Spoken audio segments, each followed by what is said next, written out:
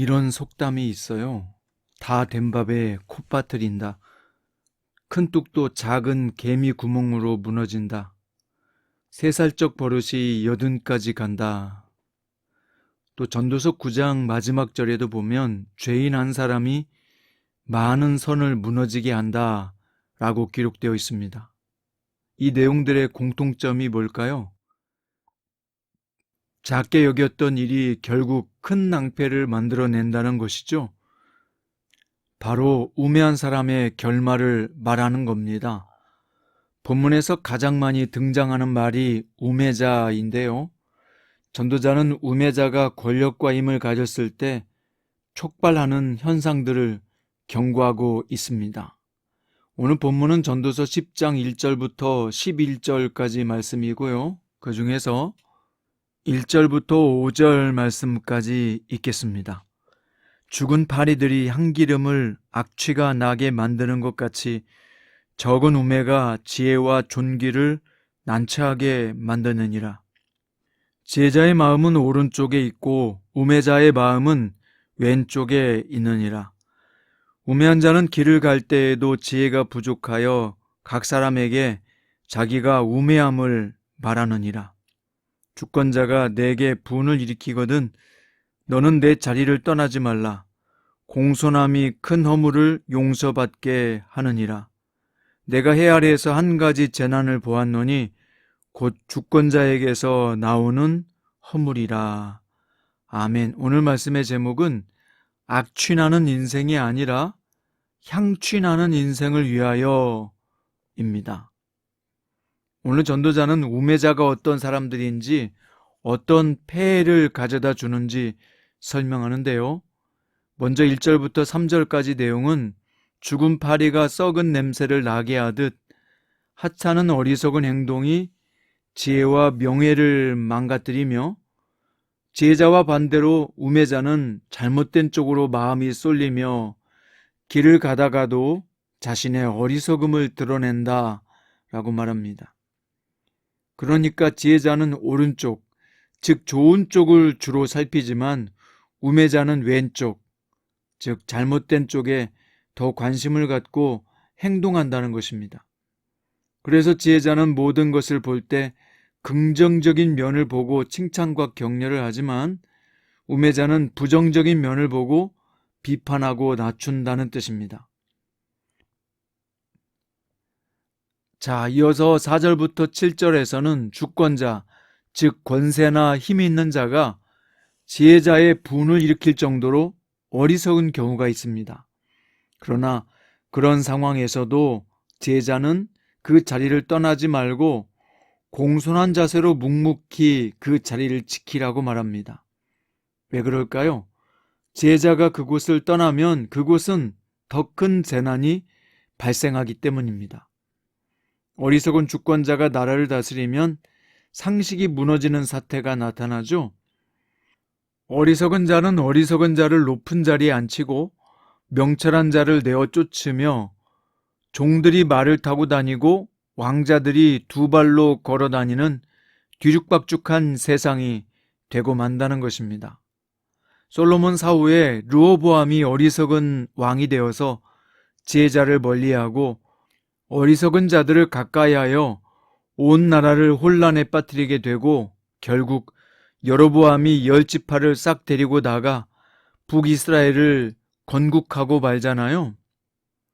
어리석은 자가 왕이 되면 이와 같이 된다는 것입니다. 자, 마지막 5절부터 7절 말씀까지는 우매한 자들이 자신을 과시하기 위해 주로 하는 일이 무엇인지 설명하고 있는데요. 그것은 무리해서 큰 건축이나 토목공사를 일으킨다는 것입니다. 백성들을 동원해서 큰 공사를 하게 하고 쉼없이 일을 하도록 몰아붙인다는 것이죠. 본문 11절에서 지혜자를 술객, 즉 마술사에 비유하면서 주문을 걸기도 전에 뱀에게 물리면 무슨 소용이 있겠느냐고 묻습니다. 이게 뭐죠? 지혜자가 지혜를 베풀기도 전에 어리석은 주권자에게 미움을 받고 배제를 당하게 된다면 결국 어떻게 되겠느냐? 여러분, 어떻게 되겠습니까? 어리석은 자가 왕이 되고 어리석은 자가 회사의 CEO가 되고 어리석은 자가 신앙 공동체의 리더가 되고 어리석은 자가 가장이 된다면 그곳이 어떻게 되겠습니까? 이것이 오늘 전도자가 독자인 우리에게 묻는 질문입니다. 전도자는 그러므로 하나님을 믿는 백성들은 우매자가 아니라 지혜자로 살아라는 것입니다. 설령 우매자의 밑에 있다고 할지라도 떠나거나 도망치는 일로 해결하려 하지 말고 묵묵히 자리를 지키며 그곳을 지혜로 변화시키라는 것입니다. 그것이 하나님께서 원하시는 지혜자의 행동이라는 것이죠. 그럼 어떤 사람이 지혜자일까요? 성경이 말하는 지혜자와 우매한 자의 차이는 하나님과의 관계를 통해 드러납니다. 즉, 하나님을 아는 것이 지혜이고 그를 모르는 것이 우매함이죠. 학식이 높아도 하나님을 모르면 우매한 자요.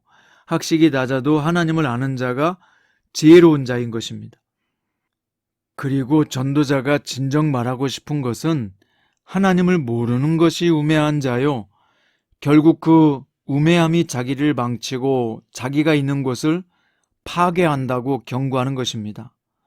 죽은 파리들이 향기름을 악취가 나게 하듯이 말이죠. 그럼 어떻게 살아야 할까요? 오늘도 최고의 지혜자시요 명철함이신 하나님을 가까이 하는 것입니다. 그분을 가까이 함이란 말씀을 가까이 하는 것이요 기도를 통해 쉼없이 성령님의 인도하심을 구하는 일상을 살아가는 것이죠. 사랑하는 성장큐티 가족 여러분, 악취나는 인생이 아니라 향취나는 인생을 살려면 어떻게 해야 할까요? 지혜자가 되는 것입니다. 지혜자는 상식이 많고 학식이 많은 사람이 아닙니다. 하나님을 가까이함이 내게 복이고 하나님을 가까이함이 지혜의 근본이라고 말씀하셨습니다. 오늘도 하나님의 말씀에 귀를 기울이시고 그 말씀대로 살 수 있도록 성령님에게 지혜와 능력과 할 말을 구하십시오.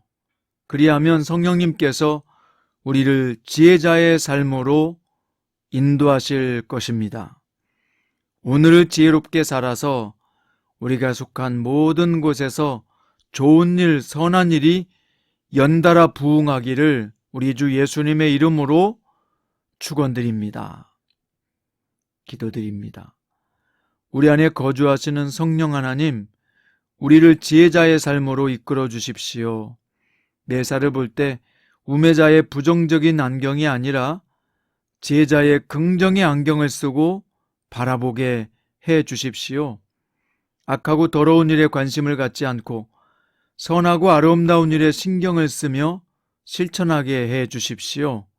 그래서 우리가 소속된 가정과 직장과 교회를 영적으로 부흥시킬 수 있는 지혜자로 살게 해 주십시오. 오늘 또 우리를 인도하실 우리 주 예수님의 이름으로 기도드립니다.